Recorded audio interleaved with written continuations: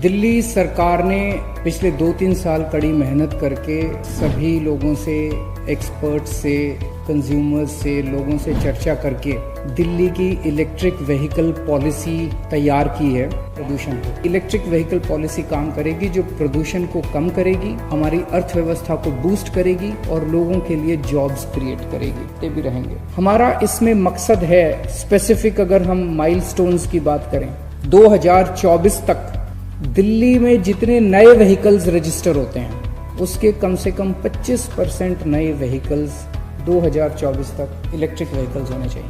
आज ये प्रतिशत केवल 0.2% है, इसे हम 25% तक ले जाना चाहते हैं। इसके अलावा बहुत बड़े स्तर के ऊपर हमें लगता है हजारों की संख्या में नए जॉब्स क्रिएट होंगे। इसमें ड्राइविंग में, सेलिंग में, फाइनेंसिंग में, सर्विसिंग में, चार्जिंग में नए किस्म के जॉब्स क्रिएट होंगे। फाइनेंशियल इंसेंटिव्स देने जा रही है। अगर आप 2 व्हीलर्स खरीदेंगे, इलेक्ट्रिक 2 व्हीलर्स खरीदेंगे तो आपको 30,000 तक अलग अलग किस्म के अलग अलग व्हीकल्स पे, लेकिन मैक्सिमम 30,000 का उसमें बेनिफिट मिल सकता है, सरकार से इंसेंटिव मिलेगा। कार्स पे 1.5 लाख तक का इंसेंटिव मिलेगा।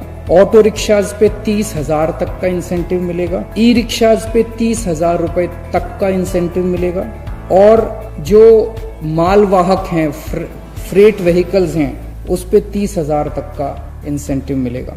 ये जितने इंसेंटिव्स है, एक केंद्र सरकार की स्कीम है। केंद्र सरकार की स्कीम को कहते हैं फेम इंडिया फेज 2 स्कीम। उस स्कीम में भी काफी इंसेंटिव्स मिलते हैं। जो इंसेंटिव मैंने बताई है उसके एडिशन में है। केंद्र सरकार तो देगी, अगर आप कोई इलेक्ट्रिक व्हीकल खरीदेंगे केंद्र सरकार भी आपको इंसेंटिव देगी। हमने जो भी अभी बताया 30,000, 50,000, ये उससे ज्यादा है।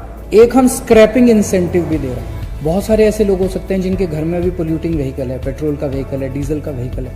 वो सोचता है यार मैं इसका क्या करूंगा। तो अगर आप एक्सचेंज करते हैं अपने पुराने व्हीकल को नए व्हीकल से एक्सचेंज करते हैं तो उसमें आपको स्क्रैपिंग इंसेंटिव दिया जाएगा, ताकि आप जो नया व्हीकल खरीद सकते हैं वो और भी सस्ता हो जाए। इस किस्म का जो स्क्रैपिंग इंसेंटिव है पूरे देश में सबसे पहली बार दिया जा रहा है। इसके अलावा जो कॉमर्शियल व्हीकल्स हैं, इलेक्ट्रिक कॉमर्शियल व्हीकल्स खरीदने के लिए सरकार लोन पे इंटरेस्ट वेवर देगी। अगर आप लोन लेंगे उसके लिए तो उस पे इंटरेस्ट, लो इंटरेस्ट, उस पे आपको सस्ते इंटरेस्ट के ऊपर लोन देगी। जितने इलेक्ट्रिक व्हीकल्स का रजिस्ट्रेशन होगा उसकी रजिस्ट्रेशन फीस और उसका रोड टैक्स दोनों माफ होंगे।